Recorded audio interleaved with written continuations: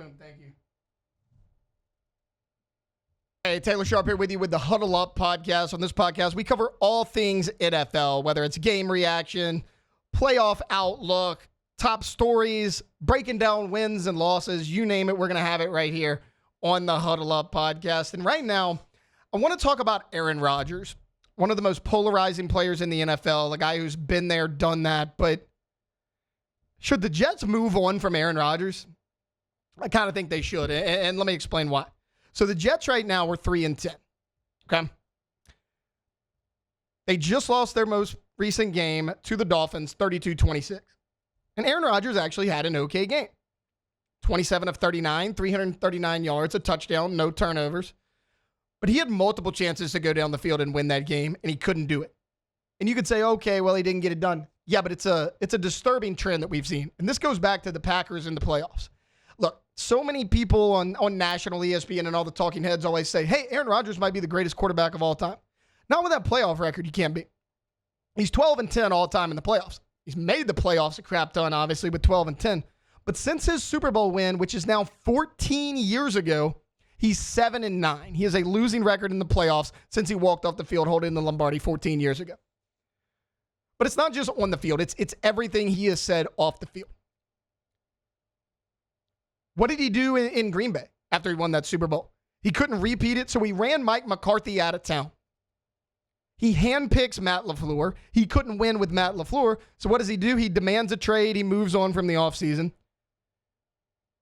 You handpicked your team with the Jets. You couldn't win. So what do? You got Robert Saleh fired after a 2-3 start.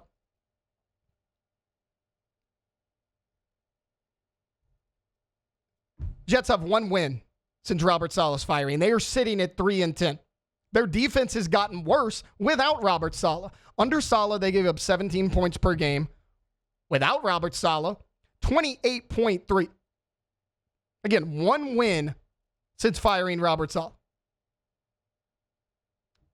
And you could say, okay, well, it's not all about the defense. Obviously, Saleh was good there. Aaron Rodgers is clearly better throwing the ball, and the offense has more chemistry after he runs Robert Saleh out of town, correct?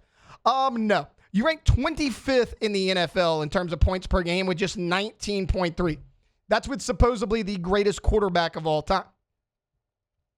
But again, let's move a little bit more towards the off-the-field stuff. It's not all about the on-field, right?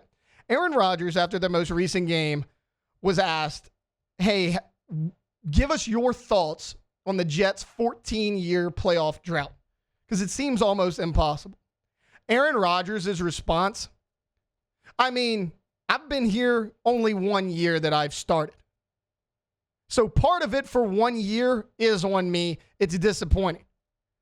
Basically saying, well, the rest of it's not my problem. I'm only worried about this year. I understand that. That's completely fair. But you picked this damn franchise, didn't you, Aaron? This is the place that you went that you thought you could win. And don't act like you're lighting it up right now. Right now, you're 20 touchdowns, 8 interceptions. That's kind of pedestrian right now in terms of the NFL. I just mentioned it in one of our previous episodes that Sam Darnold has 28 touchdown passes this year. He didn't get the hype that this guy right here gets, does he? Zach Wilson. Bust Zach Wilson that everyone wrote off was 13-21 in his Jets career. Aaron Rodgers is 3-10 as a starting quarterback. Right now, Zach Wilson and Sam Darnold have a better winning percentage than Aaron Rodgers with the New York Jets. And honestly, guys, you could say, well, it's the Jets. Nobody's going to look at. He's got plenty of weapons. He's got the two-headed monster at running back with Breece Hall and Braylon Allen. You got Garrett Wilson, who was already there when you got there. You bring in your best buddy, Devontae Adams. You have decent tight end play. And you did have a solid defense until you ran your defensive-minded head coach out of the building. I get it. Certain teams go through struggles. Certain players go through struggles, right? A career as long as Aaron Rodgers, he's 41 years old. You're going to have peaks and valleys, right? Here's my complaint. So many people have credited Aaron Rodgers for so many things over the years that I always kind of took a pause at. But now when things aren't going his way, Aaron Rodgers blames everyone but himself. Again, he wins the Super Bowl. Everything's all fine and dandy. He can't get back there. He keeps getting first-round playoff exits. So you ship Mike McCarthy out of town. You handpick Matt LaFleur.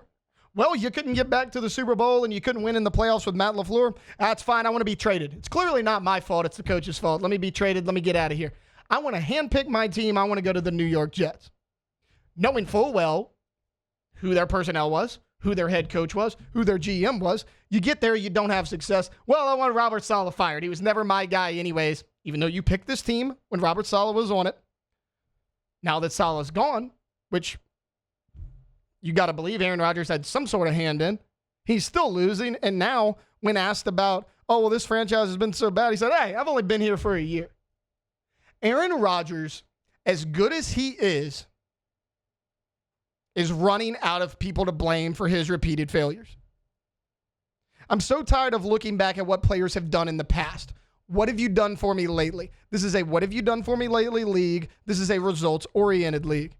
Right now, Aaron Rodgers ain't living up to his end of the bargain with that big contract they gave him. You put all the pieces around you that you wanted. You got the staff around you that you wanted. You went to the team that you wanted, and you still can't win. Stop blaming other people, Aaron. It's time to take a look in the mirror. All right, that's going to do it for this episode of the Huddle Up podcast. A little bit of a more heated, high-spirited podcast than you'll normally hear here. But look, stay tuned for the next episode of the Huddle Up podcast. I'm your host, Taylor Sharp.